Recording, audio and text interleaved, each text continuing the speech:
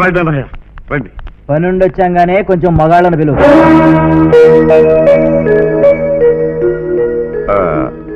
మన అమ్మాయిని వంశీకి ఇవ్వమని అన్నయ్య వాళ్ళు స్వయంగా అడగటానికి వచ్చారు. మధ్యలో మీరేంటి? మీ పుట్టింటి వాళ్ళకి నోళ్లున్నాయి. స్టార్ట్ అయింది. మా అబ్బాయికి మీ అమ్మాయిని ఇమ్మని అడగడానికి వచ్చాం వదినా. ఏ నీ మనవరాలు చేసుకోరన్నాడా? లేకపోతే కొడుక్కి పాలేరుగాడు కూతుర్నిచ్చి చేయడానికి నీ ప్రాణం ఒప్పలేదా? ఎలా ఒప్పుతుంది చెల్లమ్మ? పాపం పార్వతమ్మకు మాత్రం తెలీదు వాళ్ళ మనవరాలు గాలికి పుట్టిందని. ఈ పౌరుషాలకి ఏం తక్కువ లేదు, పెద్ద పొడుచుకొచ్చింది. కాకపోతే చెల్లమ్మ ఆ కుర్రాడి పూర్వజన్మ ఫ్లాష్ బ్యాక్ ఏంటంటేనే కొంచెం జాలేస్తుంది. అయిన వాడివి నువ్వు కూడా జాలి పడుతున్నావు కాబట్టి ఈ వెధవ ఫ్యామిలీతో వియ్యానికి ఒప్పుకుంటున్నాను. కానీ 2 షరతులు. మందడం జమీందారు వంశానికి చెందిన ఈ శకుంతలాదేవి తన కూతురికి పెళ్లి చేసిందంటే కనీసం ఆ పెళ్లి 10 జిల్లాల్లో 10 కాలాల పాటు గుర్తుండిపోవాలి. వీడియో తీస్తే సరి, పర్మనెంట్ గా గుర్తుండిపోతుంది. ఒరేయ్ నోరు మూసుకో. ఎస్ అన్నయ్య, అమ్మా ఈ మధ్య జయలలిత మద్రాసులో ఎవరికో పెళ్లి చేస్తున్నట్ట కదా? మరే ఆ పెళ్లి చరిత్రకెక్కిందా? లేదు, కోర్టుకి ఎక్కింది. అలా కాకుండా నా కూతురు పెళ్లి చరిత్రకెక్కాలంటే దానికి ఒక్కటే మార్గం, ఎదురు కట్నం.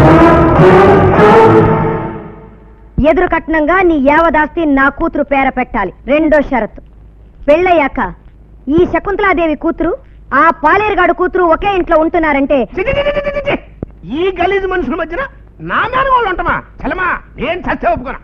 అందుకే మీ వాడు మా ఇంటికి ఇల్లరికం రావాలి. ఈ 2 షరతులు మీకు ఇష్టమైతే చెప్పండి, తాంబూలాలు పుచ్చుకుందాం. నేను ముందే చెప్పాను కదన్నయ్య, ఈవిడ గారి కళ్ళు ఉండాల్సిన చోట ఉండవని. ఏమిట్రా నోటుకొచ్చినట్టు వాగుతున్నావు? అసలు నీకు ఎదురు కట్టడం ఎందుకు? నువ్వేమన్నా లంగా కింద లంగా కట్టావనా, చీర కింద చీర కట్టావనా?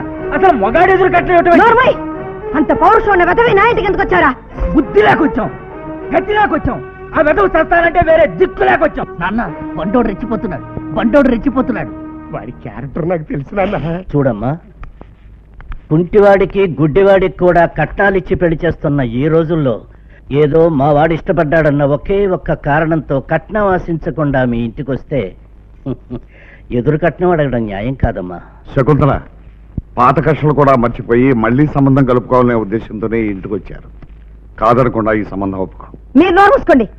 సిగ్గు లజ్జ వదులుకుని మన ఇంటికి వచ్చారు కదా అని అడుక్కు తినే బెదవల స్థాయి కూడా లేని ఈ బేవల స్థాయి కొడుకుని నా అల్లుడు చేసుకోమంటారా? అందుకే షరతులు అడిగారు. అన్నయ్య, కడుపు నిండిందా? ఇంకా కావాలా? అక్క, దీనికంటే మంచి సంబంధం తీసుకొచ్చి నీ కొడుకు పెళ్లి చేస్తా. దూరంగా జరగండి, మా పిల్ల చీర నలిగిపోతుంది. మనం వదిలేస్తే మాత్రం లోపలికి వెళ్ళక చీర నలగకుండా ఉంటుందా?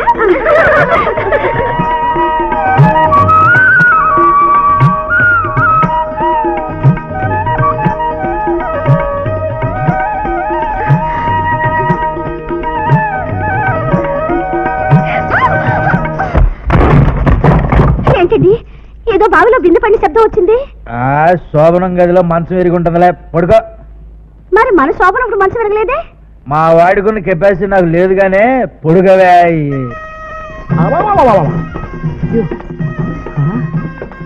ఏంటి భయ్యా?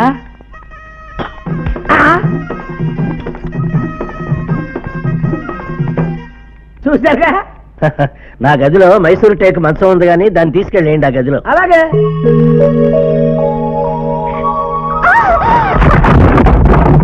మైసూరు టేకు మంచం కూడా ఇరుగుంటది గానీ నువ్వు పడుకోవే. పాపం దెబ్బలు ఏమైనా తగిలాయేమోనండి. వెళ్ళి మందు రాసిరా. ఎక్కడికే? మందు రాయడానికి. వాసి నీ పిచ్చిసి పడుకో.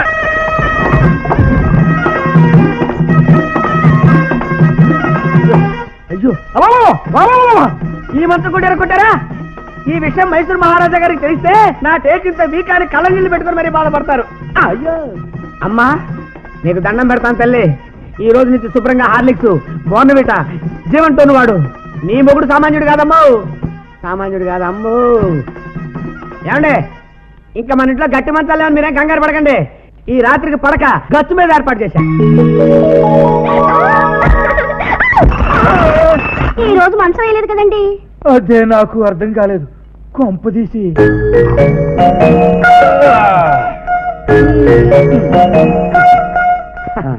అయ్యా, ఫస్ట్ నైట్ మల్లెపూలను నలిపేవాళ్ళని చూశాను, గాజులు పగలగొట్టేవాళ్ళని చూశాను. మంచాలు ఎరగొట్టే వాళ్ళని కూడా చూశాను కానీ ఈ టైప్ లో రాళ్ళని పగల కొట్టేవాళ్ళని మిమ్మల్ని చూశాను బాబు. మీరు సామాన్యులు కాదు.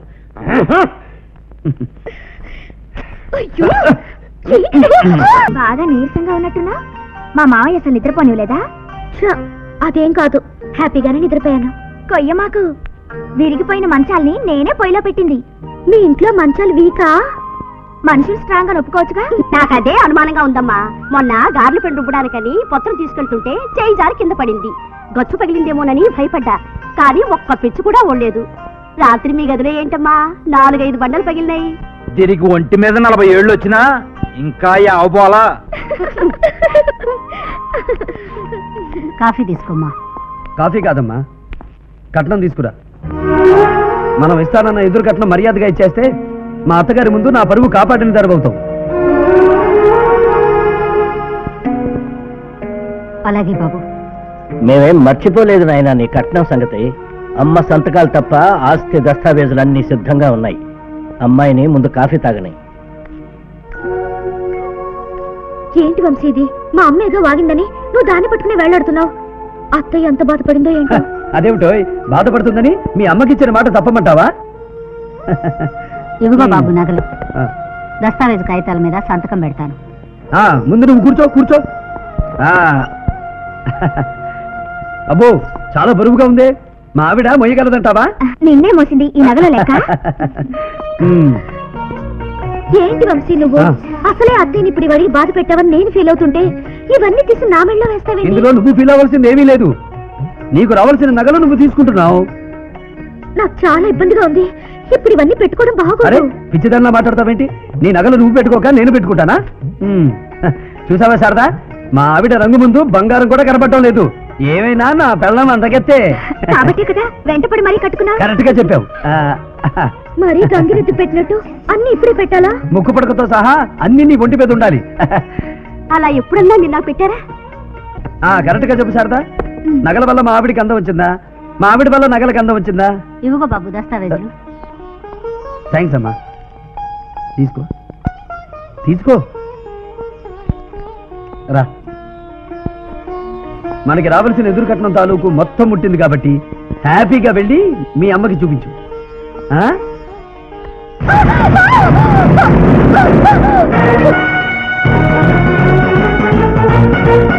ఈ రోజు నుంచి ఇంటితో నీకు ఎటువంటి సంబంధం లేదు. నువ్వు నా భార్యవి కాదు, నేను నీ మొగుడిని కాను. ఎందుకు ఏమిటి అన్న వివరాలు కావాలంటే నీ అమ్మని, అదే మందడం జమీందారు వంశానికి చెందిన శకుంతలా దేవిని పంపించు. చెప్పి పంపిస్తా.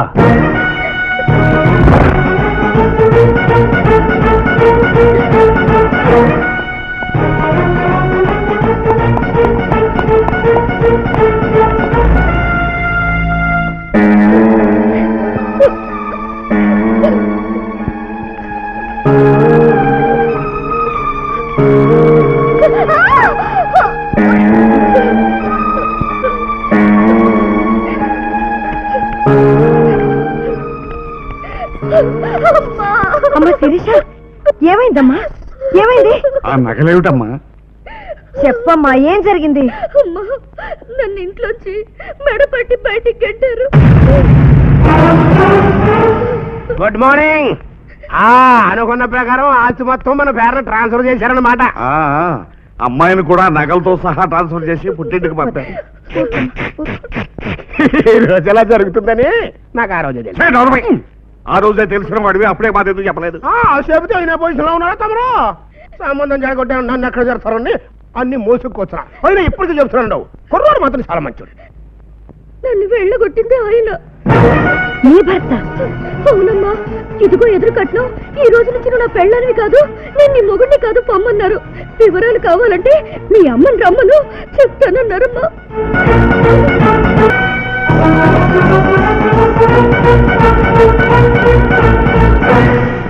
ఏమిట్రా, మా అమ్మాయిని ఇంట్లోంచి కట్టేసావట? వివరాలు అడిగితే మీ అమ్మని రమ్మను చెబుతానన్నావట. దాని అమ్మనే వచ్చాను, ఏమిటో చెప్పు. దాని అమ్మతో పాటు దాని అమ్మ అన్న కూడా వచ్చాడు. చెప్పు, ఏం చెబుతావో. నీ అమ్మ కొంగుచాటు మొగుడు, నీ అమ్మ చెంచా అన్న కూడా వచ్చాక చెప్పకుండా ఎలా ఉంటాను? అత్త, స్వీట్ ఎంత బాగున్నా ఎక్కువ తినలేము.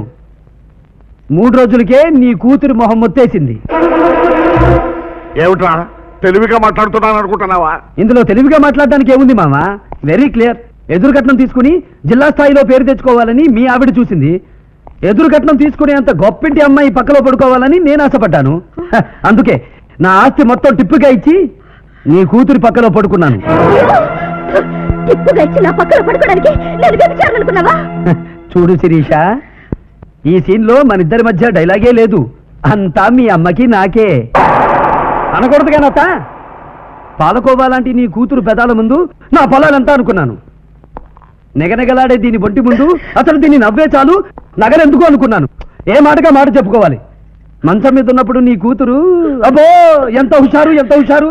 నేను పంచకళ్యాణి గుర్రం దొన్నప్పుడు కూడా అలాంటి ఫీలింగ్స్ రాలేదత్త. ఏం కూతుర్ని కన్నావత్త? ఆ షేపు, ఆ ఊపు, ఆ చూపు అంతా నీ పొలికే. ఇప్పుడు అర్థమైంది మావయ్య నీకెందుకు ఎదురు చెప్పడం. నువ్వు ఊరుకోత. ఎందుకలా కోర్టులో బండ్రోతులో 3 సార్లు అరుస్తావు? శాంతం చెప్పని. ఏమిటా నువ్వు చెప్పేది? నా కూతురు నేర్పించని నువ్వు ఊరికే వదలను. ఊరికే ఎక్కడ వదిలేవే? సుబ్బిశెట్టి దగ్గర చింతామణి తోచినట్టు మా ఇల్లంతా తోచారు. 250 ఎకరాల మాగాని నొక్కారు. 7 వారాల నగలు తొక్కారు. ఏంటి చల్లమ్మా, ఇంకా నీకు అర్థం కాలేదా? 7 వెనకాల ఏదో బ్యాక్గ్రౌండ్ ఉంది, అందుకే ఇంత పెద్ద పెద్ద ప్లాన్ చేస్తున్నాడు. ఇంకేడుతో డైలాగ్ రానొస్తున్నాం. ఎలా మొదలే నా చెల్లమ్మ ఫ్యామిలీ కోసం ఎన్నో త్యాగాలు చేసిన బాడీలో ఇది. ఈసారి నీ కోసం, నీ ఫ్యామిలీ నాశనం కోసం ఇంకా పెద్ద ప్లాన్ చేస్తా. ఎలా మొదలే రండి.